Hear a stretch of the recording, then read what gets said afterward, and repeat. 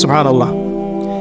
এবং রাতের বেলা এত চমৎকার করে জাবুর তেলাওয়াত করতেন আর নামাজে দাঁড়িয়ে থাকতেন, তার এই জাবুরের তেলাওয়াত শুনতে পাখি, অনেক তাফসীর আসছে পাখি, মাছ, অন্য অন্য প্রাণী তারা এসে চুপ করে বসে তার তেলাওয়াত শুনত।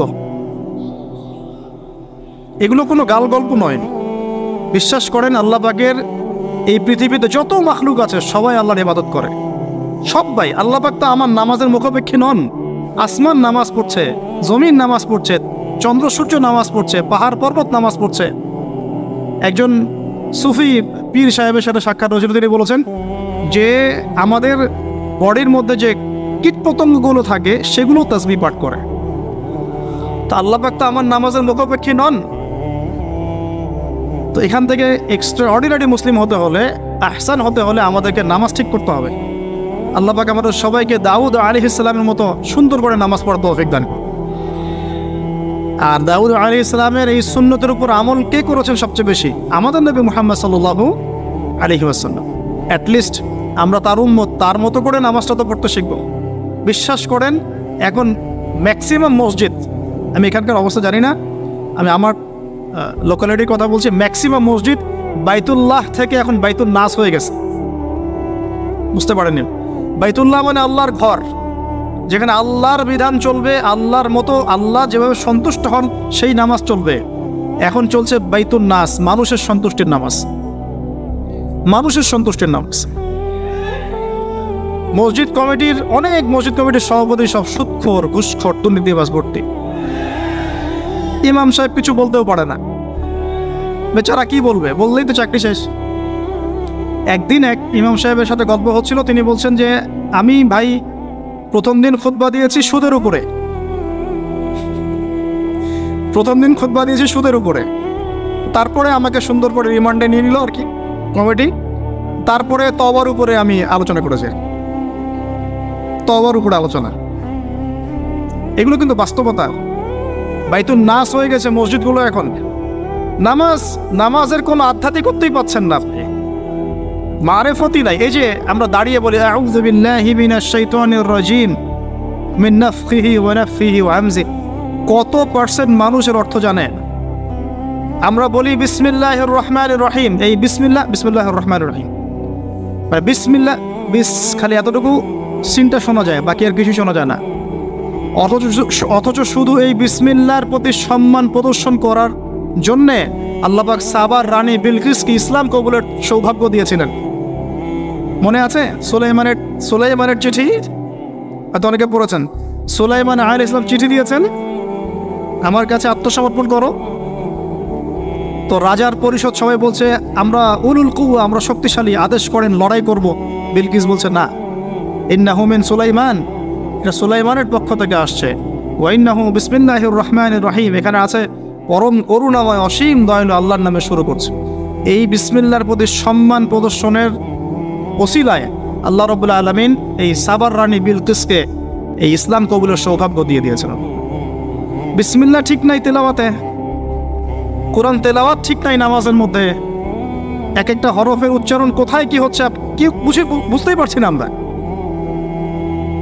আলহামদুলিল্লাহ রাব্বিল আলামিন কি পড়লো আল্লাহ ভালো জানে। এটা কি মন্ত্র নাকি? আলহামদুলিল্লাহি রাব্বিল আলামিন একটা অনুভূতি আছে, একটা অর্থ আছে। সমস্ত প্রশংসা এই জগৎ সমূহের রব আল্লাহর জন্যে। আর রহমানির রহিম, যিনি পরম করুণাময় অসীম দয়ালু, একটা ফিলিংস আছে। মালিকি ইয়াউমিদ্দিন, যিনি বিচার দিনের মালিক। ইয়্যাকা না'বুদু, আমরা শুধু তোমার ইবাদত করি। ওয়া ইয়্যাকা নাস্তাঈন, শুধু তোমার কাছেই সাহায্য চাই। একসাথে বলি আমরা নামাজে ইহদিনাস সিরাতাল মুস্তাকিম, আল্লাহ আমাদেরকে সোজা সরল পথ দেখাও। কোথায় ফিলিংস? সিরাতাল্লাযীনা আন'আমতা আলাইহিম, এই যে এক্সট্রাঅর্ডিনারি মানুষদের পথ দেখাও আমাদেরকে, যাদের প্রতি আপনি অনুগ্রহ করেছেন। গায়রিল মাগদুবি আলাইহিম, ওই মাগদুবদের পথ চাই না আল্লাহ। কোন মাগদুব? ইহুদি জাতি। ওয়ালা দাল্লিন, এবং দল্লিনদের পথ আল্লাহ চাই না। দল্লিন কারা? নাসারা। এখন দেখেন তো সারা ওয়ার্ল্ডের প্রত্যেকটা ডিপার্টমেন্ট কাদের? ইহুদি নাসারা, ইহুদি নাসারা, ইহুদি নাসারা, ইনক্লুডিং আমাদের বাথরুমের টয়লেটস, মানে বাথরুমের কমোড। আমাদের বাথরুম থেকে নিয়ে গ্লোবাল সিস্টেম কোনটা ওদের বাইরে আছে বলেন? হ্যাঁ, ওদের ভালো জিনিস নেওয়া যাবে না এমনটা নয়, কিন্তু এমন নীতি আদর্শ নেওয়া যাবে না যেটা ইসলামের সাথে কনফ্লিক্ট হয়। কনফ্লিক্ট কি ইকোনমিক সেকশনে হচ্ছে না? রিবা কেন্দ্রিক ইকোনমিক সিস্টেম কি ইসলামিক? আল্লাহ সুবহানাহু ওয়া তাআলার ল বহির্ভূত পলিটিক্যাল সিস্টেম কি ইসলামিক?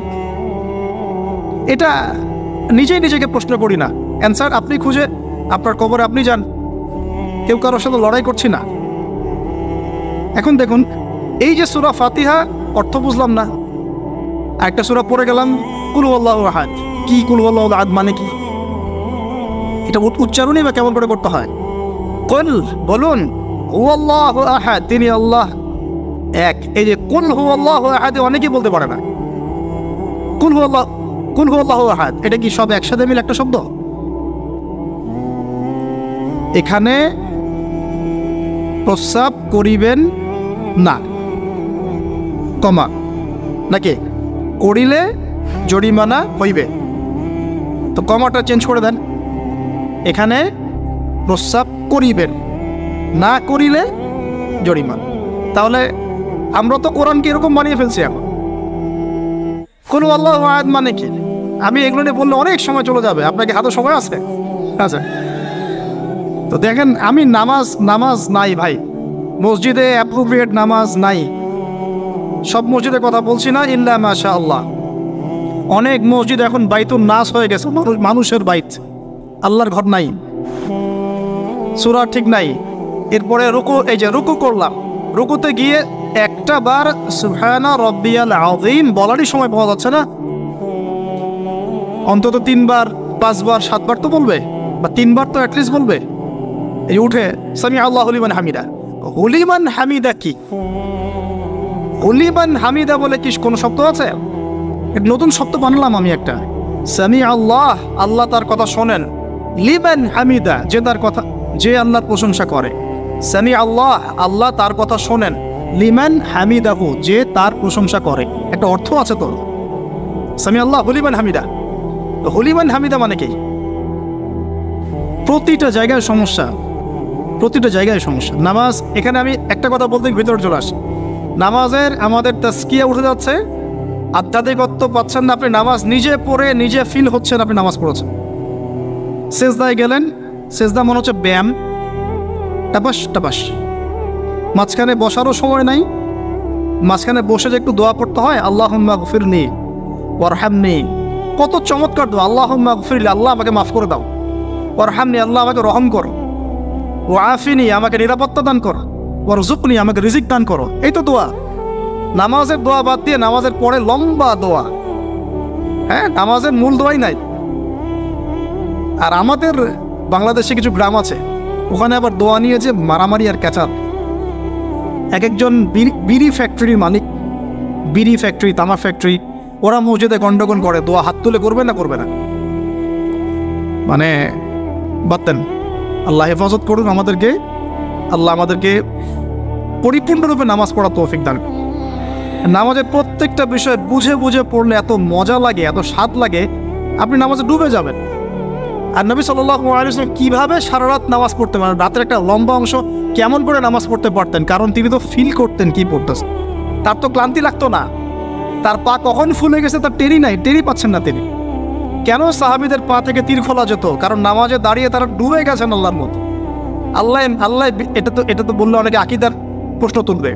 আসলে আল্লাহ পাকের সাথে আমি বিলীন হয়ে যাচ্ছে এখানে। এই বিলীন মানে কি? শারীরিক বিলীন। আমার মনন আল্লাহর প্রতি নিবদ্ধ হয়ে যাচ্ছে। এই তো নামাজ। এই নামাজ মেরাজুল মুমিন বলে না? আল্লাহর মুমিনদের জন্য মেরাজ, নামাজটাই তো মুমিনদের জন্য মেরাজ। তো মেরাজ মানে কি? সাক্ষাৎ, দেখা সাক্ষাৎ। আমাদের নামাজে তো আল্লাহর কোনো ফিলিংসই আসছে না। সেজদা করছে, সেজদায় নবীজি বলেছেন বেশি বেশি দোয়া করো, কারণ সেজদায় যে দোয়াটাই করবা কবুল হয়ে যাবে ইনশাআল্লাহ। তো সেজদায় তাসবিহ পড়ারই টাইম পাচ্ছি না, দোয়া করবো কখন? একটা দোয়া করতে গিয়ে দেখলাম ইমাম সাহেব তাশাহুদ শুরু করে দিয়েছে, আর আমি তাশাহুদ ধরতে গিয়ে দেখলাম তাশাহুদ শেষ করতে করতে সালাম শেষ, আমার দরুদ শরীফ বাকি আছে। তো ওই জন্য বিশ্বাস করেন আমি নামাজটা আবার দৌড়ায় পড়ে আসছি, মাগরিবের নামাজ। ছোট ভাইকে নিয়ে বললাম পাশে দাঁড়া, নামাজ হয় নাই।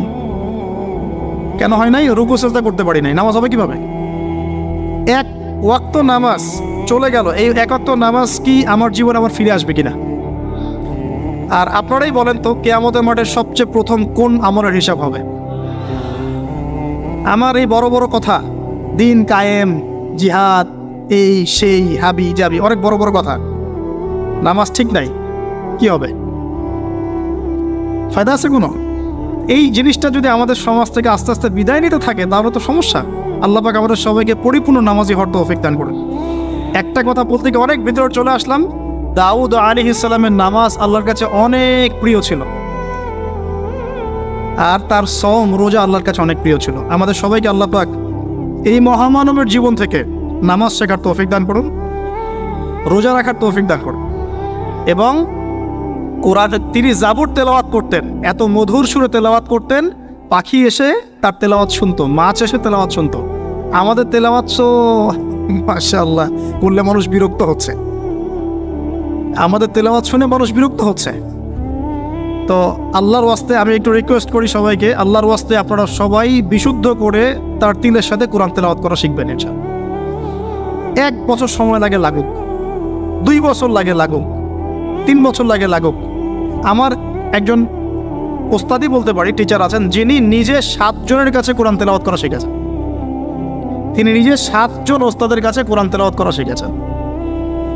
এর কোনো শেষ নেই। চমৎকার করে, সুন্দর করে, মাধুর্যের সাথে কোরআন তেলাওয়াত করা শিখুন।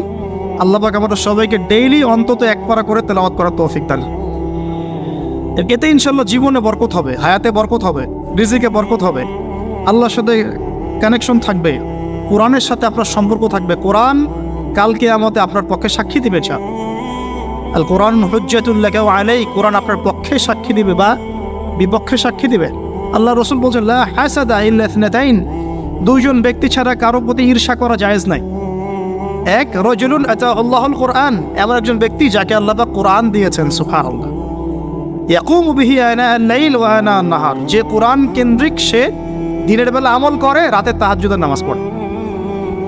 আরেকজন ব্যক্তি রাজুলুন আতাহুল্লাহু মালান, একজন ব্যক্তি যাকে আল্লাহ পাক সম্পদ দিয়েছেন, ইউনফিকু বিহি আনা আল-লাইল ওয়া আনা আন-নাহার, এই টাকা পয়সা, মাল সম্পদ ইসলামের জন্য সে দিন রাত খরচ করে। এই 2 ব্যক্তি ছাড়া অন্য কারোর প্রতি ঈর্ষা করা যায়। আর এগুলো হাদিস তো অনেক শুনেছেন, প্রত্যেক হরফে 10 নেকি করে পাবেন। কোরআন আপনার পক্ষে সাক্ষী দিবে। সূরা বাকারা, যে ঘরে তেলাওয়াত করা হয় সূরা বাকারা, শয়তান সেই ঘর থেকে দূর দূর করে পালিয়ে যাবে। সূরা আলী ইমরানের শেষের 10 আয়াত মুখস্থ করবেন, সূরা বাকারার শেষের 3টা আয়াত মুখস্থ করবেন, সূরা হাশরের শেষের 3-4টা আয়াত মুখস্থ করবেন, সূরা কাহাফের প্রথম 10টা আয়াত মুখস্থ করবেন, সূরা কাহাফের শেষের 10টা আয়াত মুখস্থ করবেন। এরকম অনেকগুলো সূরা আছে, সূরা ফালাক, নাস, ইখলাস, সূরা ফালাক, নাস, ইখলাস, কাফিরুন ইত্যাদি। নামাজ শেষ করব? আচ্ছা, ওকে, আমি গুটিয়ে নিচ্ছি ইনশাআল্লাহ। তো আমরা দাউদ আলাইহিস সালামের কথা শুনলাম, আরেকজন মহামানব। আর কয়েকজনের কথা জাস্ট সংক্ষিপ্ত করে টাচ করে শেষ করে দিচ্ছি। তার ছেলে সুলাইমান আলাইহিস সালাম, নাম শুনেছি তো? আল্লাহ পাক তাকে জিন জাতির উপর কর্তৃত্ব দিয়েছিলেন, বাতাসের উপর কর্তৃত্ব, তার আংটিতে, তার লাঠি, সিংহাসন, এক কথায় তাকে আল্লাহ পাক এত বড় রাজত্ব দিয়েছেন যেটা আল্লাহ পাক এর আগেও কাউকে দেন নাই, পরেও কাউকে দেন নাই।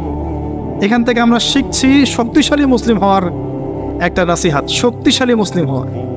তো আমাদের সবাইকে শক্তিশালী মুসলিম হওয়ার চেষ্টা করতে হবে, আল্লাহ পাক তৌফিক দান করুন। এই শক্তি গেইন করার চেষ্টা করতে হবে, আল্লাহ পাক তৌফিক দান করুন। দুর্বল মুমিনের চাইতে শক্তিশালী মুমিন আল্লাহর কাছে বেশি পছন্দের। এখানে ইসলামের শক্তি আমরা দেখতে পাচ্ছি। আরও সামনে যাই, পাতা উল্টাই, দেখবেন একজন অত্যন্ত অপূর্ব সুন্দর, আমাদের মুরাদ ভাইয়ের মতো অপূর্ব সুন্দর একজন মহামানবের কথা আছে, ইউসুফ আলাইহিস সালাম। আমরা সূরা ইউসুফ পড়তে শিখি নাই এখনো। আমরা সবাই মনে করি সূরা ইউসুফ মানে হচ্ছে ইউসুফ জুলাইখার প্রেম কাহিনী, আমরা এটাই মনে করি। সূরা ইউসুফকে আল্লাহ পাক সবচেয়ে শ্রেষ্ঠ উপন্যাস বলেছেন, আহসানুল কসাস। একটু গভীরভাবে পড়ে দেখবেন অর্থগুলো। এটা ইউসুফ জুলাইখার প্রেম কাহিনী নয়, এটা ইউসুফ আলাইহিস সালামের সাথে তার বাবার মহব্বতের কাহিনী। এটা পিতা আর সন্তানের মহব্বতের কাহিনী। এত মহব্বত যে সন্তান 20 বছর আগে হারিয়ে গেছে, যে সন্তান কূপ থেকে রাজপ্রাসাদে, রাজপ্রাসাদ থেকে জেলখানায়, জেলখানা থেকে আবার মিশরের গভর্নমেন্ট মানে পলিটিক্যাল পাওয়ার এসেছেন, বাবা কিন্তু এটা জানেন না। কিন্তু সন্তান যখন একটা জামা পাঠিয়ে দিচ্ছে, জামা, এই কমিজটা নিয়ে যাও আমার বাবার চোখে দিও, বাবা দৃষ্টি ফিরে পাবে। ওই কমিজ নিয়ে যখন কিছু মানুষ আসছে তার বাসার সামনে, তিনি বলছেন ইন্নী লা আজিদু রিহা ইউসুফ, আমি আল্লাহর কসম ইউসুফের গন্ধ পাচ্ছি। এটা মারা বুঝতে পারবেন সন্তানের গন্ধ পাওয়া যায়, বাবারা বুঝবো সন্তান মায়েদের আমাদের ছেলে মেয়েদের গন্ধ আমরা বুঝি, এটা আমার ছেলের গন্ধ, এটা মেয়ের গন্ধ। ইউসুফ আলাইহিস সালামের কামিজ আসছে 1200 মাইল দূর থেকে, আরও বেশি বা কম হবে, আর এখানে তার বাবা গন্ধ পাচ্ছেন। মহব্বত, এই কথাটা, এই আয়াতটা আসলেই চোখ দিয়ে পানি বের হয়ে যাবে। ইন্নী লা আজিদু রিহা ইউসুফ, আমি ইউসুফের গন্ধ পাচ্ছি। আর মানুষ বলছে আপনি পাগল হয়ে গেছে, কতদিন আগে ইউসুফ চলে গেল, আপনি ইউসুফের কথা বলতে বলতে বলতে বলতে চোখ অন্ধ করে ফেললেন কাঁদতে কাঁদতে, এখন বলছেন যে ইউসুফের গন্ধ পাচ্ছেন। সুবহানাল্লাহ। তো সূরা ইউসুফ পিতা আর সন্তানের প্রেম কাহিনী, মহব্বতের কাহিনী, ট্র্যাজেডি লাইফের। ভাইদের ষড়যন্ত্রে চলে গেলেন কূপে, কূপ থেকে রাজপ্রাসাদে, রাজপ্রাসাদ থেকে জেলখানায়। জেলার আহ্বান করছে তাকে, তিনি বলছেন মাআযাল্লাহ, আমি আল্লাহর কাছে আশ্রয় প্রার্থনা করছি। এখানে আমরা সূরা ইউসুফ পড়তে গিয়ে ইউসুফ আলাইহিস সালামের বাহ্যিক সৌন্দর্য নিয়ে কথা বলি, তার চরিত্র, তার বাহ্যিক সৌন্দর্য অনেক বেশি সুন্দর। সূরা ইউসুফে ইউসুফ আলাইহিস সালামের এই যে জেনা থেকে মুক্ত থাকার শিক্ষা, এটা যদি আমাদের যুব সমাজ নিতে পারে, ইনশাআল্লাহ অর্ধেক কাজ হয়ে যাবে ইনশাআল্লাহ। কত পার্সেন্ট যুবক আছে বলেন দেখি, একটু অনেস্টলি বলেন, সূরা ইউসুফ আলাইহিস সালামের মতো এরকম তাকওয়া, পরহেজগারিতা, জেনা মুক্ত জীবন যেমন করতে পারে। আমরা তো আরো ইচ্ছা করে প্রেম করি, অ্যাফেয়ার করি, রেপ করি, এই করি সেই করি। আর তাকে অফার করা হচ্ছে সম্ভ্রান্ত পরিবারের একজন রাজার স্ত্রী। ক্বালাত হাইতা লাক ক্বালা মাআযাল্লাহ। তাহলে এই মহামানব জীবন থেকে শিক্ষা আছে। আরেকটা বিষয় আছে রুইয়াল হক, এখানে সত্য স্বপ্নের কথা আছে। তাই যারা বেশি পরহেজগার হবেন আপনারা কিন্তু সত্য স্বপ্ন দেখবেন এবং স্বপ্নের সত্যতা ডিনাই করবেন না। শেষ জামানায় মুমিনের স্বপ্ন বেশি বেশি সত্য হবে। যদি সত্য স্বপ্ন দেখেন, ভালো স্বপ্ন দেখেন, প্রিয়জন কোনো প্রিয় মানুষকে বলবেন। যদি দুঃস্বপ্ন দেখেন, খারাপ স্বপ্ন দেখেন, কাউকে বলতে যাবেন। এখানে পড়লে আপনি দেখবেন কাফেরের স্বপ্ন সত্যি হয়েছে। আরেকটা স্ট্র্যাটেজি আছে সূরা ইউসুফে, এর আগে একটা লেকচারে বলেছিলাম। ইউসুফ আলাইহিস সালাম এমন অর্থনৈতিক পরিকল্পনা গ্রহণ করেছিলেন যার ফলশ্রুতিতে মিশরের লক্ষ লক্ষ মানুষ দুর্ভিক্ষ থেকে বেঁচে গেছে। সুবহানাল্লাহ। তাহলে এখনকার আমাদের পারিবারিক ক্ষেত্রেই হোক, সোশ্যাল বা ওয়ার্ল্ড অ্যাফেয়ার্সই হোক, ওই ইকোনমিক পলিসি যদি লঞ্চ করা যায়, ইনশাআল্লাহ তাআলা দেখবেন জনগণ না খেয়ে মরবে না। আর এই কথাটা আমি সবাইকে বোঝাতে পারি, বাংলাদেশের মানুষকে বোঝাতে পারি না। কারণ ইউসুফ আলাইহিস সালাম এখানে 7 বছর মেয়াদি একটা পরিকল্পনা নিয়েছেন। অপচয় করো না, যতটুকুতে কাজ হয়ে যায় এতটুকু ব্যবহার করো, বাকিটা সেভ করো। দুর্ভিক্ষ সামনে আসছে, তখন ইনশাল্লাহ বেঁচে যাবে তোমরা। কে শোনাবে কার কথা? গিয়ে দেখেন এক একটা প্রকল্পের কী অবস্থা। অপচয়ে সবচেয়ে টপ জাতি বাঙালি জাতি এখন, তারা ওয়ার্ল্ডের নেই। পানি অপচয়, গ্যাস অপচয়, তেল অপচয় বাদ দেন, এ বলতে গেলে অনেক সময় চলে যাবে। তাহলে সূরা ইউসুফ থেকে আমরা শিখলাম কি? রুইয়াল হক, সত্য স্বপ্ন, ক্যারেক্টার। আমরা শিখলাম এখানে চরিত্র পবিত্র রাখার ব্যাপার। শিখলাম পারিবারিক বাবা সন্তানের মহব্বত। এক্সট্রাঅর্ডিনারি মুসলিম হতে হলে এগুলো দরকার আছে। একটু সামনে যান, একজন ব্যক্তির নাম বলছে ইউনুস আলাইহিস সালাম, নাম শুনেছেন কিনা? আমরা সবাই জানি তিনি মাছের পেটে ছিলেন। কেন ছিলেন এটা অনেকে জানি না। কেন তিনি, কেন আল্লাহ পাক কেন তাকে মাছের পেটে পরীক্ষা করলেন? কারণটা আমি বলছি, সূরা আম্বিয়া পড়ে দেখবেন। তিনি যখন দাওয়াত দিচ্ছিলেন কওমকে, কওমের অনেকেই দাওয়াতটা রিসিভ করছিল না। একটু রাগান্বিত হয়েছেন তিনি, সামান্য একটু রাগান্বিত। আমরা হয়ে যাই না এখন? আরে কতদিন থেকে দাওয়াত দিই, মানুষ কথাই শোনে না। এক ভাই বলছেন, বড় আলেম, কয়েকদিন আগে আমি দেখা করে আসছি, বলছেন যে আমি ভাই এই বাংলাদেশ সম্পর্কে হতাশ হয়ে গেছি, আর মনে হয় না এখানে কোনো কাজ হবে। তো ইউনুস আলাইহিস সালাম একটু রাগান্বিত হয়ে ব্যাকওয়ার্ডে এসেছেন, আল্লাহ রাব্বুল আলামিন ধরে ফেলেছেন।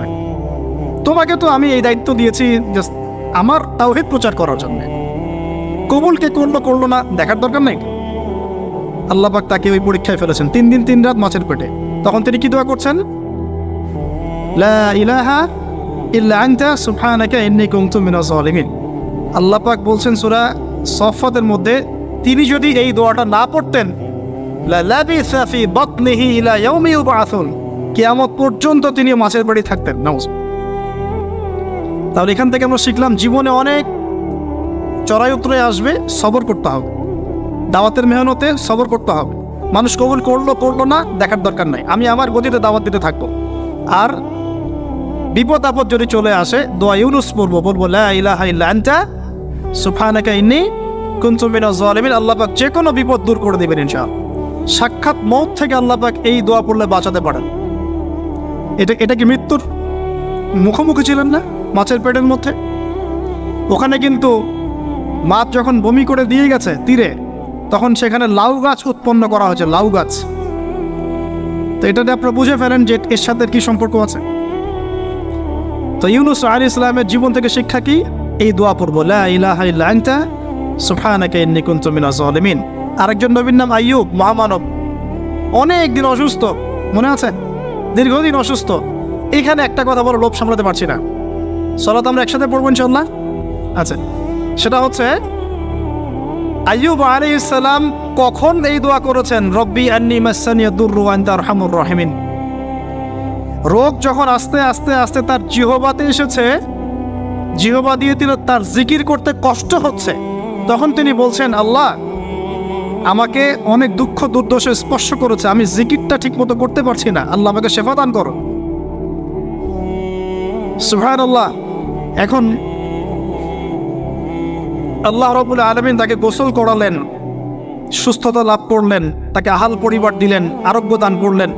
শিক্ষা জীবনে যত বড়ই রোগ ব্যাধি বিপদ আপদ বালা মুসিবত আসুক না কেন, এই দোয়াটা পড়বো, আশাহত হব না, হতাশ হব না, আল্লাহর প্রতি সুধারণা রাখবো, দোয়া করবো রব্বি আন্নী মাসসানিয়াদ দুর ওয়া আনতা আরহামুর রাহিমিন। ইনশাআল্লাহ শেফা হয়ে যাবে। সেই লোভনীয় কথাটা এটা। আইয়ুব আলাইহিস সালামের শরীরে রোগ ছিল, কলবে কি রোগ ছিল? আইয়ুব আলাইহিস সালামের কলবে কি রোগ ছিল? রোগটা দেহে ছিল। এখন 1 মিনিটের জন্য যদি আমরা আমাদের পোশাকটাকে চেঞ্জ করি, দেহটাকে কলবের পোশাক দেই, কলবটাকে দেহের পোশাক দেই, বলেন তো কত % মানুষ সুস্থ থাকবে? কথাটার ভিতরে ঢোকেন। মনে করেন আমাদের 2টা পোশাক, বাইরের দেহের পোশাক, একটা ভিতরের কলবের পোশাক। দেহে আমরা এখন সুস্থ সবাই, তাই তো?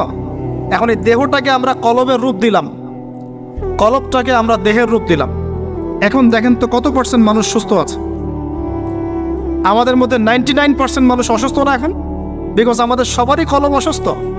এই কলবের মধ্যে হিংসা আছে, বিদ্বেষ আছে, জেনা আছে, পরকীয়া আছে, লোভ আছে, লালসা আছে, কি নাই? তাহলে বলেন তো আইয়ুব আলাইহিস সালামের এই দোয়া পড়ার সবচেয়ে বেশি হকদার কে? তিনি না আমরা? বুঝতে পারছেন না? ওই দোয়াটার উপর আমল করার সবচেয়ে বড় হকদার কার বেশি প্রয়োজন, আমাদের না তার? ব্যাস, আমরা এখন আমাদের নামাজে দোয়া পড়বো রব্বি আন্নী মাসসানিয়াদ দুররু ওয়া আনতা আরহামুর রাহিমিন। আল্লাহ আমাদের কলবে রোগ হয়ে গেছে, আল্লাহ তুমি আমাদের এই রোগ থেকে শেফা দান করো। কারণ কলব শেফা না হলে কোনোদিনও আমাদের আমল কিন্তু কবুল হচ্ছে না। কলবের মধ্যেই সমস্যা থাকলে আমল কবুল হচ্ছে না। আল্লাহ মাফ করুক আমাদেরকে।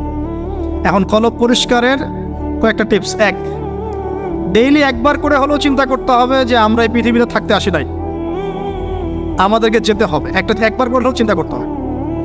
2, ডেইলি 1 পারা কোরআন তেলাওয়াত আপনাকে আল্লাহর দিকে নিয়ে আসবে, কলব পরিষ্কার হবে ইনশাআল্লাহ। ডেইলি জিকির আজগার, হিসনুল মুসলিম বই থেকে ডেইলি জিকির আজগার পড়বো ইনশাআল্লাহ, কলব পরিষ্কার হবে। আল্লাহওয়ালা মানুষের সাথে দেখা সাক্ষাৎ করবেন, কলব পরিষ্কার হবে। কবর স্থানে গিয়ে কবর জিয়ারত করবেন, কলব পরিষ্কার হবে। অন্যের প্রতি গীবত, বিদ্বেষ, হিংসা, পরশ্রীকাতরতা রাখবেন না, কলব পরিষ্কার হবে ইনশাআল্লাহ। সবচেয়ে বড় কথা, সিজদায় যারা বেশি বেশি দোয়া করতে পারে তাদের অন্তর পরিষ্কার হয়ে যাবে ইনশাআল্লাহ।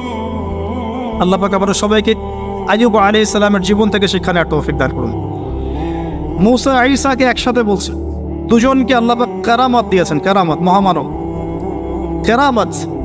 লাঠি ছুঁড়ে মারছেন, সাপ হয়ে যাচ্ছে, মৃত মানুষের গায়ে আল্লাহর নামে হাত বুলাচ্ছেন, দাঁড়িয়ে যাচ্ছে, অন্ধ ব্যক্তি চোখে হাত বুলাচ্ছেন, তাকিয়ে দেখছে, দৃষ্টিশক্তি ফিরে পাচ্ছে। দুজনকে আল্লাহ পাক কেরামত দিয়েছেন, কেরামত। একজনের সাথে আল্লাহ পাক কথা বলেছেন, আর একজনকে আল্লাহ পাক বিনা পিতায় সৃষ্টি করেছেন, সুবহানাল্লাহ, যাকে আল্লাহ পাক এখন উপরে উঠিয়ে নিয়েছেন, আবারও আসবেন ইনশাআল্লাহ তাআলা। ওই আনফিনিশড জব তার এখনো বাকি আছে, সেটা হলো ওই জেরুজালেম থেকে দ্বীন ইসলামের পতাকাকে বুলন্দ করবেন ইনশাআল্লাহ, এবং সারা বিশ্বে ইসলামী খেলাফা আবারও কায়েম করবেন ঈসা আলাইহিস সালাম, এবং মিথ্যা মাসীহুদ দাজ্জালকে হত্যা করবেন ঈসা আলাইহিস সালাম। তার আগ পর্যন্ত জিউসদের সময়, এর আগ পর্যন্ত ওদের সময় তারা লম্ফ জম্প জুলুম নির্যাতন করতে থাকবে। এটাই হবে তাদের শেষ ধ্বংসের পরিণতি। এরপরে তারা কখনোই পৃথিবীর বুকে মাথা তুলে দাঁড়াতে পারবে না ইনশাআল্লাহ। তো তাদের দুজনের জীবনে অনেক শিক্ষা আছে। মূসা আলাইহিস সালাম কে আল্লাহ পাক ফিরআউনের কাছে পাঠিয়েছেন। কোরআনের পাতায় পাতায় মূসা ফিরআউন, মূসা ফিরআউন, মূসা ফিরআউন। আল্লাহ পাকের কি অলৌকিকত্ব, মানে কি নিদর্শন! যেখানে আবু জেহেল সেখানেই মুহাম্মদ, যেখানেই আজার সেখানে ইব্রাহিম, যেখানে ফিরআউন সেখানেই মূসা। তাহলে এই যুগেও যেখানেই যত বেশি করাপশন, যত বেশি অন্যায় অবিচার, সেখানে তত বড় মুমিনের জন্ম হবে ইনশাআল্লাহ। তো আল্লাহর পক্ষ থেকে নবুয়ত পাওয়ার পরে তিনি দোয়া করছেন, আল্লাহ আমার এত সাহস নাই, আমার এত সাহস নাই, শক্তি নাই, আল্লাহ আমি দুর্বল। তার মধ্যে একজন মানুষ আমার এক থাপ্পড়ে মারা গেছে ওদের ওখানে, মনে আছে? থাপ্পড়ে না, সরি, ঘুষি ফাওয়াকাযাহু ফাকাদা আলাইহি, এক ঘুষি দিয়েছে। এই যে এক ঘুষি দিয়ে মানুষ মেরেছেন মূসা আলাইহিস সালাম, মানে অ্যাক্সিডেন্টলি, ইচ্ছা করে না। এটা থেকেই ওই যে চাইনিজ মার্শাল আর্ট শুরু হয়েছে, এক ঘুষিতে মানুষ মারা যায়। বিশ্বাস করছে না? এই যে টেকনিক, এক ঘুষিতেও মানুষের মৃত্যু হতে পারে, এমন স্পট আছে মানুষের দেহে। এখান থেকে শিল্প গড়ে উঠেছে, মার্শাল আর্টস গড়ে উঠেছে না? তো মূসা আলাইহিস সালাম বলছেন, আল্লাহ আমার এই সমস্যা। আল্লাহ বলছেন এই দোয়া করো, রব্বিশ রাহলি সদরি। আমরা কি দোয়া করবো তাহলে? রব্বিশ রাহলি সদরি, আল্লাহ আমার এই কলিজাটা বড় করে দাও। মানে আমার কলিজা বড় করো মানে কি? সাহস বাড়িয়ে দাও। দিনের দাওয়াত দেওয়ার জন্য কি লাগে? সাহস। আমার সাহস বাড়িয়ে দাও। একজন আলেম বলেছিলেন 3টা জিনিস লাগে, জ্ঞান, সাহস, ধৈর্য। দিনের দাওয়াত দিতে এবং দিন বিজয় করতে 3টা জিনিস লাগবে, জ্ঞান, সাহস, ধৈর্য। এবং সেই আলেম আপনাদের খুব পরিচিত একজন, তাই নাম বলছি না। এখন হে আল্লাহ, আমার বক্ষকে প্রশস্ত করো, ওয়াসসিরলি আমরি, আমার কাজকে সহজ করে দাও। আমার কাজ সহজ নয়, কাজটা সহজ করে দাও। ওয়াহলুল উকদাতাম মিন লিসানি, আমার জড়তা আছে জিহ্বায়, দূর করে দাও। ইয়াফকাহু কওলি, যাতে করে আমার কথা মানুষ বুঝতে পারে। ডক্টর জাকির নায়েক এই দোয়াটার উপর খুব বেশি আমল করেন। আপনারা কি দেখেছেন না লেকচারে? এই দোয়াটার ব্যাপক ফজিলত আছে। ইনশাআল্লাহ এই দোয়ার উপর যারা আমল করবে, আল্লাহ পাক তাকে প্রশস্ত সদর দিবেন, জ্ঞান দিবেন, সাহস দিবেন। ইনশাআল্লাহ দাওয়াতের ক্ষেত্রে সে মানে না জড়তা মুক্ত কথা বলতে পারবে ইনশাআল্লাহ। এই কাজগুলো আমাদের করা উচিত। সবচেয়ে বড় কথা, তিনি ফেরাউনকে দাওয়াত দিয়েছেন। তাহলে বুঝলাম দাওয়াতের কাজ আস্তে আস্তে আস্তে আস্তে ওই পর্যায়ে পর্যন্ত যেতে হবে কি না। তাহলে এখনকার বিশ্বে কি ফেরাউন নাই? এখনকার বিশ্বে ফেরাউন নাই? অল্প কিছু জায়গা বাদ দিয়ে ম্যাক্সিমামই তো ফেরাউন। অল্প কিছু জায়গা বাদ দিয়ে ম্যাক্সিমামই ফেরাউন, হামান, কারুন, নমরুদ। আর এই কথাটা বলার সৎসাহস থাকা উচিত। কোন দৃষ্টিকোণ থেকে বলা হচ্ছে? বিকজ আল্লাহ পাকের আইন আপনি মানছেন না, আল্লাহ পাকের কোরআন আপনি মানছেন না, নবীর সুন্নত মানছেন না। শেষ করে দেই লাস্ট। উতবা সাহেবা, রাবিয়া, তোমরা ইসলাম কবুল করো। তারা করে নাই বলেই তো বদর হলো। তারপরে সমাজ পরিবর্তন। একটা হাদিস আমাকে প্রেরণা যোগায়, সেটা হলো নবীজি বলছেন, তোমাদের সামনে এমন যুগ আসছে, জামানা সবরের, কঠিন সবরের জামানা। ওই যে বলেছে অনেক দিন আগে, ইমান ধরে রাখাটা হাতের মধ্যে আগুন ধরে রাখার মতো হবে। ওই জামানায় যে ব্যক্তি আমার সুন্নতের উপরে, লিল মুতামাসসিক, আমার সুন্নতের উপরে একদম দৃঢ় থাকতে পারবে, আজরুনা খামসিনা শাহীদাম মিনকুম, তোমাদের মধ্যে 50 জন শহীদ সাহাবীর নেকি পাবে চাল। এই জন্যে আমরা মাঠে ময়দানে কাজ করছি, করতে করতে করতে করতে যদি কখনো দেখা যায় যে না আর পসিবল হচ্ছে না, কোনোভাবেই সম্ভব হচ্ছে না, সেক্ষেত্রে এরকম আবিসিনিয়ার মতো জায়গাগুলোতে চলে আসা ছাড়া কোনো অপশন নাই। তো আপনারা তো মাশাআল্লাহ ভালো পরিবেশে আছেন। এই পরিবেশে সাহাবীরা হিজরত করেছিলেন, ঠিক আছে। বাদশা নাজাশী খ্রিস্টান শাসক ছিলেন, মুসলিম ছিলেন না, তারপরেও তিনি তার রাজ্যের মধ্যে ন্যায় বিচার প্রতিষ্ঠা করেছিলেন। আর এখনকার মুসলিমদের কাছে ন্যায় বিচার পাওয়া যাচ্ছে না। আল্লাহ পাক আমাদেরকে হেফাজত করুন। এরপরে টার্নিং পয়েন্ট, মদিনা থেকে কিছু যুবক সাহাবী আসেন আসআদ বিন জুরারা রাদিয়াল্লাহু আনহুর নেতৃত্বে। তারপরে তারা ফিরে যান, পরের বছর 12 জনকে নিয়ে আসেন, তারপরের বছর আসেন 75 জনকে নিয়ে। এরপরে বায়াতে আকবায়ে কুবরা হয়। বায়াত একটা বিষয় আছে ইসলামে, এটা তো উঠেই যাচ্ছে আস্তে আস্তে। এটা নিয়ে নিচ্ছে কিছু ভণ্ড পীর সাহেব, তাই না? কিন্তু অরিজিনালি কিন্তু ইসলামে একটা বায়াতের ব্যাপার আছে। তো নবী সাল্লাল্লাহু আলাইহি ওয়াসাল্লাম সেটা নিয়েছেন।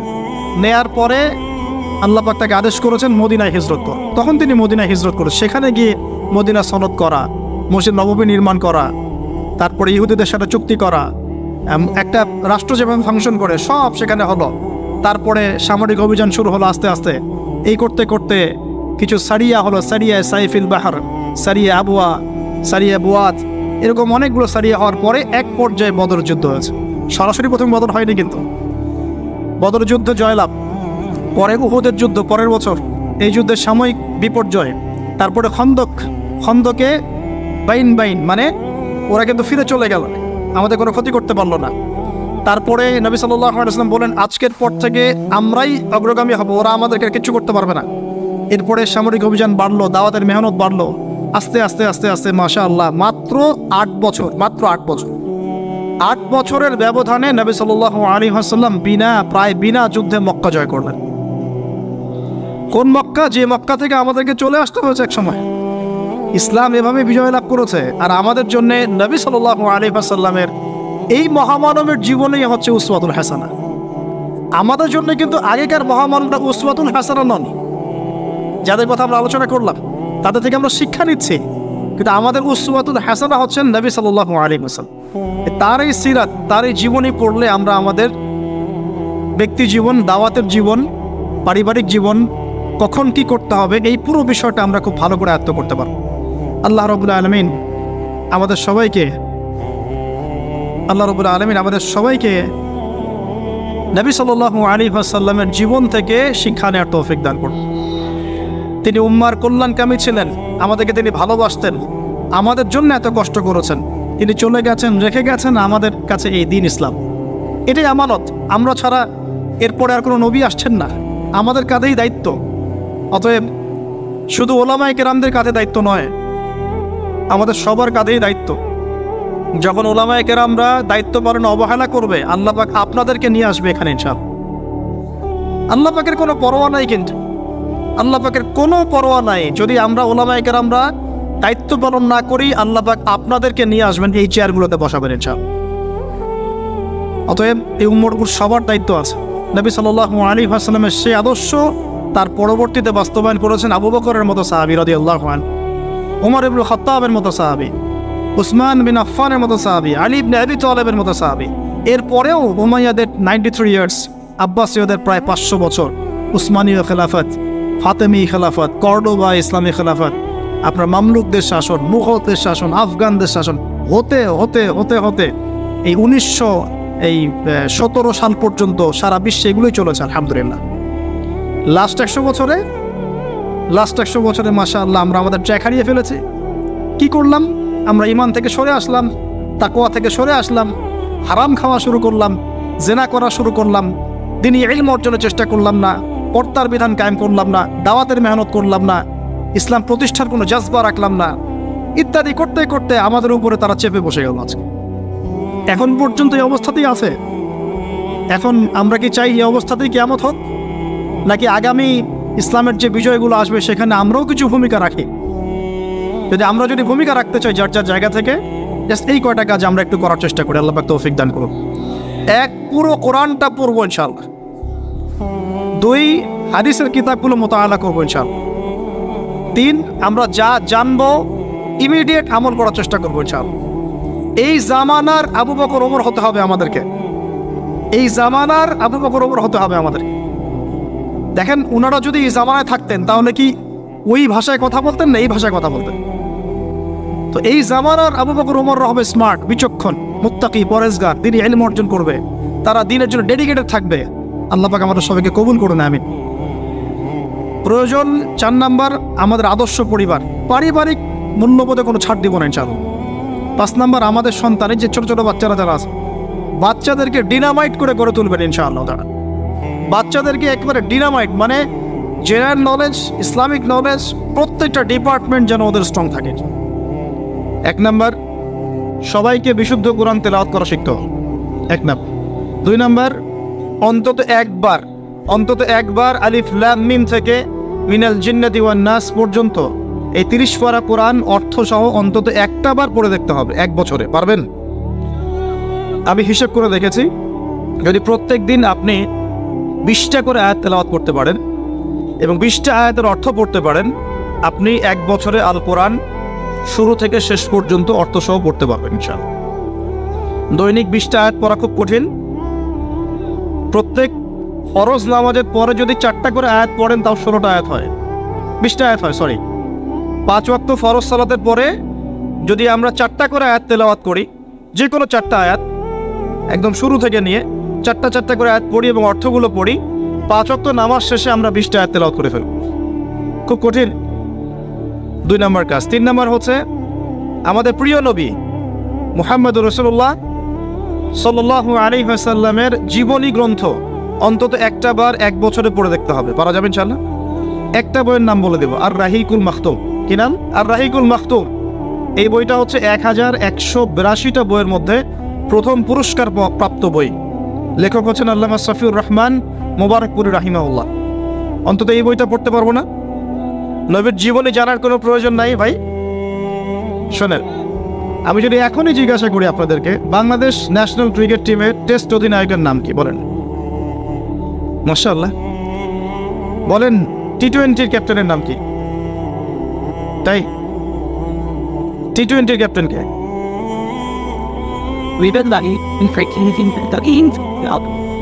ওডিআই ক্যাপ্টেন কে? আর্জেন্টিনার 3 জন প্লেয়ারের নাম বলতে পারবেন? ব্রাজিলের 5 জন প্লেয়ারের নাম বলতে পারবেন? বাংলাদেশের ফিল্ম ইন্ডাস্ট্রির 10 জন নায়কের নাম বলতে পারবেন? বলিউডের 10 জন মহিলার নাম বলতে পারবেন? মহিলা বললাম কারণ বাইরে এদেরকে দেখলে মেয়ে মনে হয়, কিন্তু ভিতরে একটা মহিলা। আপনার কাছে মনে হয় যে মেয়ে, আসলে কিন্তু এটা মহিলা। উপরে যেটা আছে এটা মেকআপ, ঠিক আছে? একটা জোক আছে যে বিয়ের সময় মেয়ে এমন মেকআপ করেছে যে বাসর রাত্রে জামাই আর মেয়েকে চিনতে পারছে না, কারণ সে মুখ ধুয়ে আসছে। সে মনে করছে যে কাকে বিয়ে করলা। তো এখানে যে প্রসঙ্গ এসে গেছে, একটা কথা বলেই দেই, যারা বিবাহ করেন নাই এখনো, দিনদার মেয়ে ছাড়া বিয়ে করতে যায় না। যে মেয়ের মধ্যে দিনদারিতা আছে, নামাজ কালাম ঠিক মতো পড়ে, পর্দা ঠিক মতো করে, ইসলামের প্রতি মহব্বত আছে, ঠিক আছে, এই ধরনের মেয়েকে বিয়ে করেন, ইনশাল্লাহ সুখী হবে। যদি অন্য কিছু সার্চ করেন, হ্যাঁ, দিনদারিতা থাকার পরে যদি আপনার মধ্যে সৌন্দর্য থাকে, বংশ ভালো হয়, অর্থ সম্পদ থাকে, আলহামদুলিল্লাহ, কোনো সমস্যা নেই, কিন্তু দিনদারিতা টপ প্রায়োরিটি পাবে। তো যে প্রসঙ্গে কথাটা বললাম, আমাদের তরুণ প্রজন্মকে যদি আপনি এই প্রশ্নগুলো করেন, তারা কিন্তু উত্তর দিতে পারে। কিন্তু এখন যদি আমি জিজ্ঞাসা করি যে জান্নাতের সুসংবাদ পেয়েছেন এই দুনিয়ার 10 জন সাহাবী, জীবদ্দশাতেই বেঁচে থাকতেই জান্নাতের সার্টিফিকেট পেয়ে গেছেন এমন 10 জন সাহাবীর নাম বলুন। পারবেন কি কেউ? কজন পারবেন? আমি যদি বলি 4 খলিফার জন্ম মৃত্যু বলেন, পারবেন কি? আপনি হানাফি মাযহাব অনুসরণ করেন না? ইমাম আবু হানিফা রাহিমাহুল্লাহর আসল নাম কি বলেন দেখি? কতজন পারলেন? দেখলেন? তার জন্ম কত হিজরি, মৃত্যু কত হিজরি বলতে পারবেন? 80 হিজরি জন্ম, মৃত্যু 150, একজন বলতে পেরেছে। দেখেন, বেসিক ইমান ভঙ্গের কারণ কয়টা জানেন? ইমান ভঙ্গের 10টা কারণ আছে, কে বলতে পারবে? আচ্ছা, ইমান কঠিন হলো, ওযু ভঙ্গের কারণ কয়টা, কে বলতে পারে? ফরজ গোসলের নিয়ম কানুন। তো বেসিক কিছু প্রশ্নের উত্তর কিন্তু আমরা বলতে পারি না। আল কোরআনে আল্লাহ পাক কতজন নবী রাসূলের কথা বলেছেন? কতজন? 25 জন। কোরআনে কতগুলো সূরা আছে? আল কোরআনে আয়াত সংখ্যা কত? একদম ভুল, 6236। তো শুনুন, এই যে বেসিক প্রশ্ন, কমন জিনিসগুলো যারা আমরা জানি না, অথচ আমরা মাশাআল্লাহ বলিউড, হলিউড, খেলাধুলার জগৎ সব একা করে ফেলেছি। বলেন, এই তরুণ প্রজন্মকে দিয়ে কি ইসলামের বিজয় হবে কিনা? কি মনে হয় আপনাদের? বিগত 100 বছরে আমরা কি করেছি এই জায়গাটা একটু দেখেন। প্রথমত আমরা দিনের বেসিক যে পড়াশোনার জ্ঞান অর্জন, এই জ্ঞান অর্জন থেকে আমরা মোটামুটি পিছিয়ে যাচ্ছি। আমরা মনে করছি যে এগুলো আলেম ওলামাদেরই কাজ, দায়ীদের, বক্তাদের, তাদেরই কাজ দিনকে নিয়ে ফিকির করা, আমাদের কোনো দায়িত্ব নাই। এটা কি ঠিক হবে?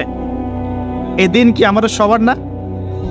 বাংলাদেশ একটা রাষ্ট্র, বাংলাদেশ রাষ্ট্রটা কি শুধু পলিটিশিয়ানদের দ্বারাই টিকে থাকে? এখানে সাধারণ জনগণ আছে, পুলিশ প্রশাসন আছে, যুবক যুবতী আছে, শিশুরা আছে, বিভিন্ন অর্থনৈতিক সেক্টরে মানুষ আছে, ফাইন্যান্সের ক্ষেত্রে মানুষ আছে, মিলস, ইন্ডাস্ট্রিজ, ফ্যাক্টরিজ আছে, অনেক কিছু আছে। সব কিছু মিলেই কি একটা জাতি না? এখন যদি মোট একটা অংশের মানুষ দায়িত্ব ছেড়ে দেয়, শুধু প্রশাসন বলে যে আমরা দায়িত্ব পালন করবো না, আপনারা বোঝেন, তাহলে এই পুরো দেশের সিস্টেমটা কলাপস করবে না? শুধু ব্যাংকিং সিস্টেমের মানুষরা যদি বলে আমরা আর ব্যাংক চালাবো না, আপনারা চালান, যা করেন করেন, এই দেশের ইকোনমিক সেকশনটা কলাপস করবে না? যদি ব্যবসায়ীরা বলে আমরা কোনো ব্যবসা করবো না, শুধু এই যে এক্সপোর্ট ইম্পোর্ট অথবা এই যে ট্রানজ্যাকশন, মানে বাস ট্রাক যেটা আমরা বলি, শ্রমিক, মোটর শ্রমিক, তারাই যদি বলে আমরা আর গাড়ি ঘোড়া চালাবো না, জনগণ ভোগান দিতে পড়বে না? একটা রাষ্ট্র বলেন, সমাজ বলেন, উম্মাহ বলেন, টিকে থাকে সবার প্রচেষ্টার উপরে। সবাই যখন যার যার জায়গা থেকে তার দায়িত্ব পালন করে, তখন সে রাষ্ট্রের বিজয় কেউ ঠেকাতে পারে? কেউ পারবে না। একই জিনিস উম্মার ক্ষেত্রেও। আমরা যদি মনে করি যে আমরা এটা আলেম ওলামাদেরই কাজ, হ্যাঁ, হাফেজে কোরআন তারাই কোরআন চর্চা করবে, যদি মুফতি মুহাদ্দিস তারাই ইসলাম নিয়ে পড়ে থাকবে, আমরা কিছু জানি না, তাহলে সমস্যা। আমাদের বেসিক জ্ঞান সবাইকে অর্জন করা উচিত। রাসূল সাল্লাল্লাহু আলাইহি ওয়াসাল্লাম বলছেন, তালাবুল ইলমি ফরিদা আলা কুল্লি মুসলিম।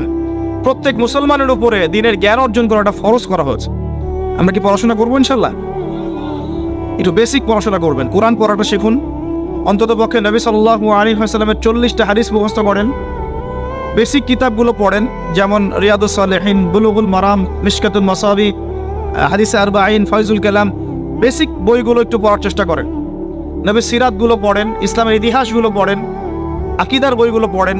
এরপরে আপনি কোনো মাসআলায় ঠেকে গেলে ইমাম সাহেব আছেন, আলেম আছেন, মুহাদ্দিস আছেন, মুফতিরা আছেন, তাদেরকে জিজ্ঞাসা করবেন এবং তাদের সাথে পরামর্শ না করে দিন পালন করবেন না, অবশ্যই পরামর্শ করবেন। আল্লাহ পাক তৌফিক এনায়েত করুন।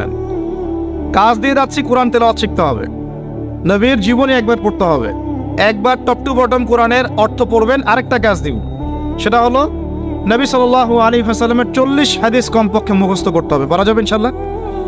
1 বছর সময় থাকলো, পারবেন তো ইনশাল্লাহ? উম্মার পিছিয়ে পড়ার কারণ প্রথমত জ্ঞান থেকে পিছিয়ে পড়া।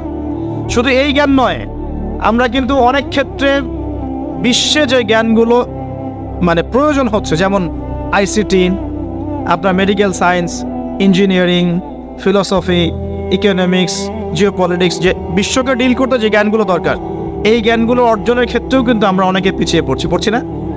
পড়ছি কি না? একজন ইমাম সাহেব কেন জানবেন না যে ওয়ার্ল্ডে কি হচ্ছে? কেন জানবেন না? জানা উচিত কিনা? একজন মুফতি সাহেব কেন বুঝবেন না যে বিশ্বের অর্থনীতি কিভাবে চলছে? কেন বুঝবেন না? বুঝতে হবে কিনা? না হলে বিশ্বকে আমি ডিল করবো কিভাবে? অতএব এই জেনারেল সেকশনের পড়াশোনা এটাও ফেলে দেওয়া যাবে না। আমার কথা বুঝতে পারছেন? জেনারেল সেকশনের পড়াশোনাটাকেও ফেলে দেওয়া যাবে না, বরং এই পড়াশোনাটাকে ইসলামের সাথে কম্বাইন্ড করে আপনাকে আগামীতে চলতে হবে। পারা যাবে ইনশাল্লাহ? আল্লাহ পাক তৌফিক দেব। অনেকে ভাই দেখি নামাজ শুরু করেছেন, এখন মাদ্রাসায় ভর্তি হতে যাচ্ছেন, এদিকে আপনি অনার্স পড়া শুরু করেছেন, মাস্টার্স দিচ্ছেন, বলছেন এখন আর অনার্স মাস্টার্স ভালো লাগে না, আমি সব বাদ দিয়ে মাদ্রাসায় পড়তে হব। সবাই কি মাদ্রাসায় পড়তে পারবে? সম্ভব? আপনি যে সাবজেক্টে পড়ছেন ওই সাবজেক্টে পড়াটা শেষ করেন, শেষ করে ওই জ্ঞানটাকে আপনি ইসলামের কল্যাণে কাজে লাগানোর চেষ্টা করেন। ইনশাআল্লাহ ইনশাআল্লাহ দেখবেন আপনার ওই জ্ঞান আল্লাহ রাব্বুল আলামিন দিনের জন্য কবুল করবেন ইনশাআল্লাহ তাআলা। আমরা যদি চাই যে আমাদের দুনিয়ার সাফল্য আসুক, পরকালে মুক্তি পাই, তো যেখান থেকে পিছিয়ে পড়েছি ওই জায়গাগুলো পূরণ করতে হবে। 1 নাম্বার পিছিয়ে পড়েছি আমরা জ্ঞান অর্জনের চর্চা থেকে। আমি রিকোয়েস্ট করব প্রত্যেক মুসলমান ভাই যেন দিনের অন্তত বেসিক পড়াশোনাগুলো করেন, জ্ঞান অর্জন করেন। আল্লাহ পাক তৌফিক এনায়েত করুন, আমিন।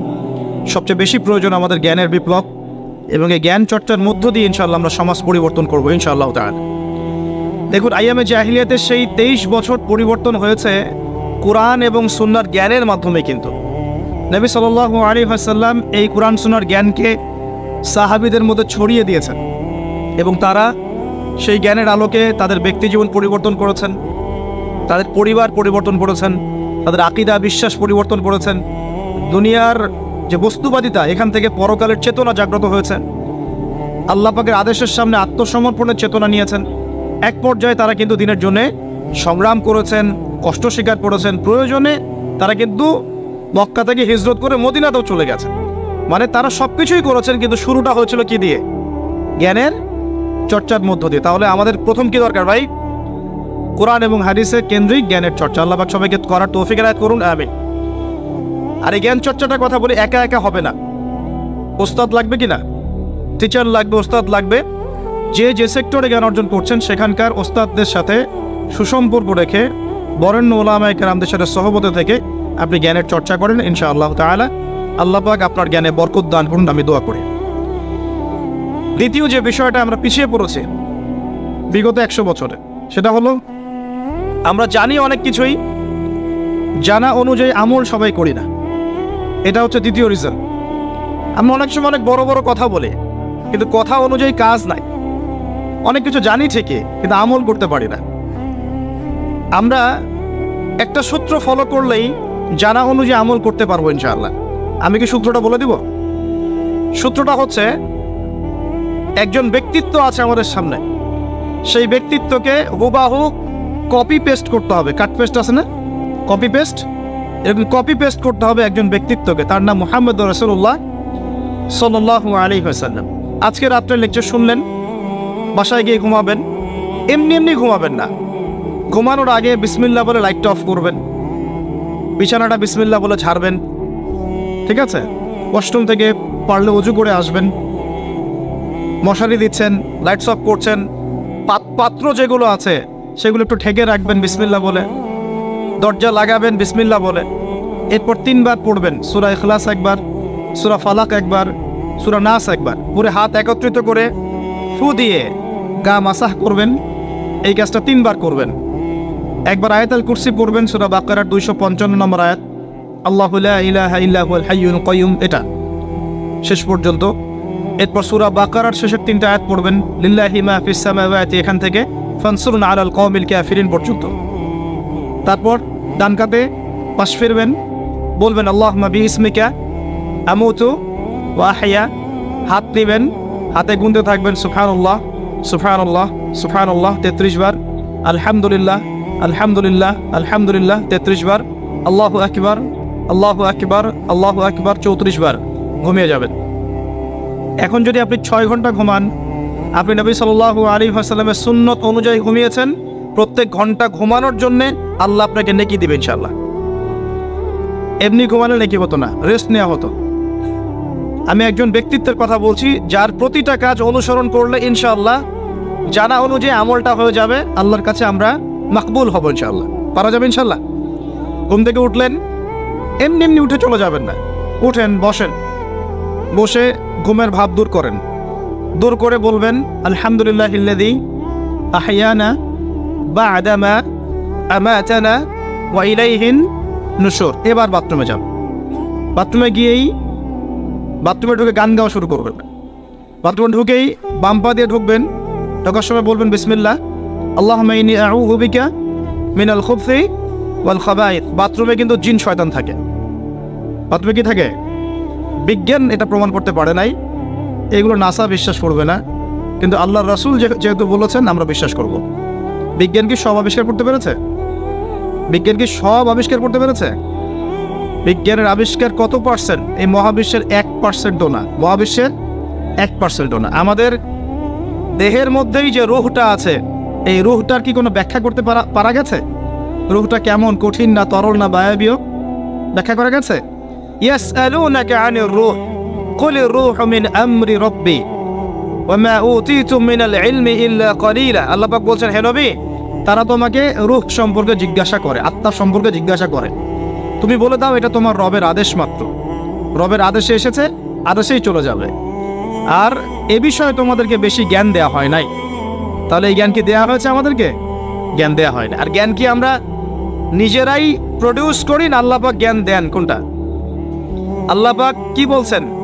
আল্লামাল ইনসানা মা লাম ইয়ালাম। মানুষকে আল্লাহ পাক সেই জ্ঞান শিক্ষা দিয়েছেন যা মানুষ জানতো না। তার মানে সৃষ্টিগতভাবে আমরা জ্ঞানী ছিলাম না। আদম আলাইহিস সালামকে সৃষ্টি করে আল্লাহ পাক কি করছেন? ওয়া আল্লামা আদামাল আসমা কুল্লাহা। আমি আদমকে সৃষ্টি করে তাকে সমস্ত নাম শিক্ষা দিয়েছি, আল্লাহ পাক বলছেন। তা আদম আলাইহিস সালাম কি সৃষ্টিগতভাবে জ্ঞানী ছিলেন, নাকি আল্লাহ পাক তাকে জ্ঞানী করেছেন? কোনটা? আল্লাহ পাক জ্ঞানী করেছেন। সো জ্ঞান কার পক্ষ থেকে আসে? আল্লাহর পক্ষ থেকে। এটাই হচ্ছে ওয়াকুলিল হাক্কু মির রাব্বিকুম, হক বা সত্য জ্ঞান তোমার রবের পক্ষ থেকে আসে। ফালা তাকুনান্না মিনাল মুমতারিন, তুমি সন্দেহবাদীদের অন্তর্ভুক্ত হইও না, আল্লাহ পাক বলছেন। তো বাথরুমে জিন থাকে এটা বিশ্বাস করলাম তো, এবার দোয়াটা পড়লেন, এবার আপনি ইস্তেঞ্জা সারলেন, তারপরে বের হওয়ার সময় বলছেন গুফরানাকা। কি বলছেন? গুফরান। আরেকটা দোয়া আছে, আলহামদুলিল্লাহিল্লাযী আযহাবা আনিল আযান ওয়া আফানি গুফরানাকা। ওযু করবেন, ওযুর আগে বলবেন বিসমিল্লাহ। ওযু করার সময় খুব বেশি পানি অপচয় করবেন না, কারণ অপচয়ে সবচেয়ে পটু জাতি এখন মুসলিমরা। অপচয়ে সবচেয়ে পটু জাতি মুসলিমরা। রাষ্ট্রীয় সম্পদ অপচয় করে, গ্যাস অপচয় করে, তেল অপচয় করে, পানি অপচয় করে, সময় অপচয় করে, সবই অপচয় করে। নিজের হায়াতও অপচয় করে। এই তরুণ যুব সমাজ নিজের হায়াত অপচয় করে। অপচয় করে না? অনলাইন কত হায়াত খেয়ে ফেলছে আমাদের। আর ওখানে গেলে আপনি কতটুকু ভালো পাবেন? ভালো যতটুকু পাবেন তার চেয়ে বেশি খারাপ পাবেন। ভালো যতটুকু পাবেন তার চেয়ে বেশি খারাপ পাবেন। হয়তো বলতে পারেন, ভাই আপনাদের লেকচার শুনছি অনলাইনে। শুনছেন, ঠিক আছে, কিন্তু লেকচার শোনার মাঝখানে অ্যাড চলে আসে না? লেকচার শুনলেন, ভালো কথা, আলহামদুলিল্লাহ। একটু পর দেখবেন একটা নগ্ন মেয়ের ভিডিও চলে আসতেছে, একটা গান চলে আসতেছে। আর এগুলো সব অ্যালগোরিদম। অ্যালগোরিদম কিন্তু মুসলিমরা আবিষ্কার করেছিল। এখন সেই অ্যালগোরিদম নিয়ে পশ্চিমারা কি করেছে? অ্যালগোরিদম দিয়ে আপনার ব্রেনটাকে সেট করা হয়েছে। মানে আপনি যেই ভিডিওটা একটু বেশি সময় দেখবেন, ঠিক আছে, বা যে বিষয়ে একটু কথাবার্তা বলবেন, দেখবেন সেটা ওরা ক্যাচ করবে। ক্যাচ করে আপনি যখন পরে এই ফেসবুকে ঢুকবেন, দেখবেন সেই ভিডিও আপনার সামনে, ওই সিমিলার ভিডিওস আপনার সামনে আসতেই আছে। ওরা কিন্তু অ্যালগোরিদম দিয়ে আপনাকে ট্রেস করেছে। মানে আপনি ফেসবুক চালাচ্ছেন না, ফেসবুক আপনাকে চালাচ্ছে এখন। কথা বুঝতে পারছেন? আচ্ছা, আসুন সামনে যাই। এবার ওযু করলেন, প্রথমে বিসমিল্লাহ বললেন, শেষে বলবেন কি? আশহাদু আল্লা ইলাহা ইল্লাল্লাহ ওয়াহদাহু লা শারীকা লাহু ওয়া আশহাদু আন্না মুহাম্মাদান আবদুহু ওয়া রাসূলুহু। তার আগে মেসওয়াক করে নেবেন। কি করবেন? মেসওয়াক মানে ব্রাশ, ঠিক আছে, কোনো সমস্যা নেই। ব্রাশ করছেন, ওকে, আদায় হয়ে গেছে ইনশাআল্লাহ। মুখ পরিষ্কার করা, দুর্গন্ধ দূর করা। এই যে ওযু করলেন সুন্দর করে নবী সাল্লাল্লাহু আলাইহি ওয়াসাল্লামের মতো, আল্লাহর নবী বলছেন যে ওই ব্যক্তির জন্য জান্নাতের 8টা দরজা খুলে যাবে ইনশাআল্লাহ। জান্নাতের 8টা দরজা ওই ব্যক্তির জন্য খুলে যাবে ইনশাআল্লাহ তাআলা। এবার আপনি কাপড় পরছেন, এমনি পড়লে নাকি নেয়? পড়ার সময় ডান দিক থেকে পড়ছেন এবং বলছেন আলহামদুলিল্লাহিল্লাযী কাসানি হাযা ওয়া রাযাকানিহি মিন গায়রি হাওলিন মিন্নি ওয়ালা কুওয়া। আপনি কাপড় পরলেও নাকি পাচ্ছেন আলহামদুলিল্লাহ। আয়না দেখছেন, ফ্রেশ হচ্ছেন, চুল আঁচড়াচ্ছেন, আপনি ডান দিক থেকে স্টার্ট করেন। এবং এখানে বলে রাখি যে বর্তমান যে চুলের কাটিংগুলো চলছে, এইসব কাটিং চলবে না। এই ডানে বামে কোনো চুল নাই, আর মাঝখানে চুল দিয়ে কি বলবো এটা, হ্যাঁ, কোজা বলে আরবি দিয়ে মনে হয় সম্ভবত। এইসব কাট চলবে না। যদি একদম ছোট করতে চান তাহলে সামন পেছন সমান হবে, আর্মি ছাট, একদম সামন পেছন সমান। আর না হলে বাবরি, কাঁধ, কান, কানের লতি এই পর্যন্ত আপনি রাখতে পারেন। যার নাই তার তো প্রশ্নই নাই, যার নাই তার তো আর বলে লাভ নাই। যার আছে, নবীজি বলেছেন সাল্লাল্লাহু আলাইহি ওয়াসাল্লাম, যার চুল আছে সে যেন চুলের যত্ন নেয়। কে বলেছেন? দেখেন, ইসলাম আপনাকে চুল আঁচড়ানো শিখিয়েছে। আপনি ইসলামে কি চাচ্ছেন? ইসলাম এমন একটা দিন বা জীবন ব্যবস্থা যেখানে আপনি জীবনের প্রতিটা বিষয়ের সমাধান তো পাবেনই, ইভেন আপনি চুল কেমন করে আঁচড়াবেন সেটাও ইসলাম আপনাকে শিখাবে। হায়েজ হয়েছে, নেফাস হয়েছে, হ্যাঁ, অজু ইস্তেঞ্জা করেছেন, টয়লেট করেছেন, কিভাবে পবিত্রতা অর্জন করবেন, গোসল ফরজ হয়ে গেছে কিভাবে গোসল করবেন, কিভাবে নামাজ পড়বেন, কিভাবে পরিবার চালাবেন, কেমন করে ব্যবসা করবেন, কেমন করে সমাজ চালাবেন, কোন বিষয়টা বলা বাকি আছে কোরআন এবং হাদিসে বলেন তো? একটা বিষয় দেখাতে পারবেন যেটা কোরআন এবং সুন্নায় নাই? এটাই তো প্রমাণ করে যে ইসলাম আল্লাহ রাব্বুল আলামিনের পক্ষ থেকে নাজিলকৃত সর্বশ্রেষ্ঠ এবং আসমানি গ্রন্থ, আসমানি দিন, যেটা আল্লাহ পাক জমিনবাসীর জন্য নাজিল করেছেন। কিভাবে আপনি কম্পেয়ার করবেন কোনটা সত্য কোনটা মিথ্যা? আপনি সবগুলো ধর্মগ্রন্থ নিয়ে বসে দেখেন যে প্রত্যেকটা ধর্মগ্রন্থের মধ্যে কি জীবনের প্রতিটা বিষয়ের সমাধান আছে কি নাই, সেটাই দেখেন। যদি দেখেন যে না, সবগুলো ধর্মগ্রন্থ ঘেটেছি, শুধু কোরআন এবং হাদিসে পেয়েছি যেখানে প্রতিটা বিষয়ের সমাধান আছে, তাহলে নিঃসন্দেহে এটা আল্লাহ পাকের পক্ষ থেকে এসেছে, সহজ। আর যখন জেনে যাবেন এটা আল্লাহর পক্ষ থেকে এসেছে, তখন আমাদের কর্তব্য তার সামনে আত্মসমর্পণ করা।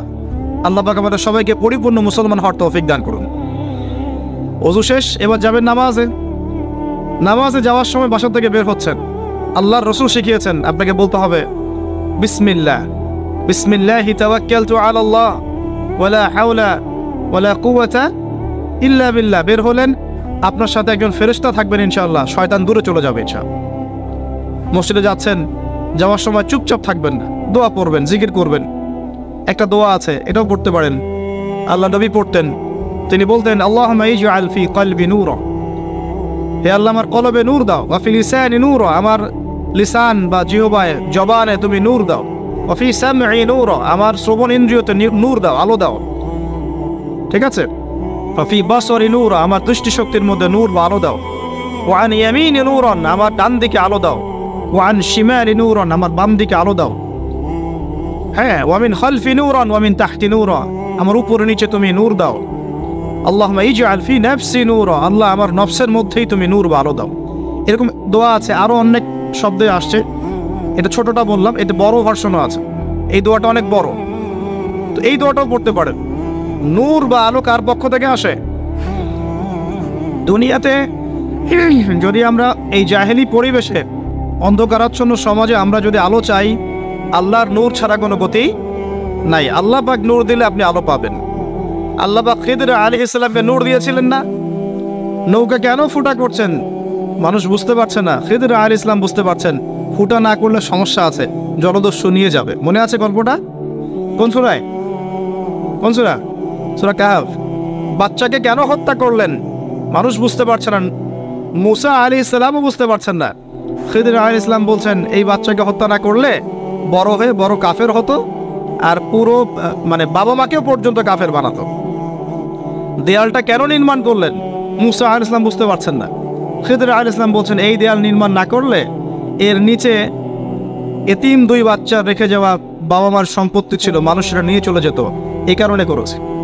তো যা সবাই বুঝবে না, যা সবাই দেখবে না, যা সবাই উপলব্ধি করতে পারবে না, আপনি যদি সেটা দেখতে চান, শুনতে চান, উপলব্ধি করতে চান, তাহলে আল্লাহর নূর লাগবে। কি লাগবে?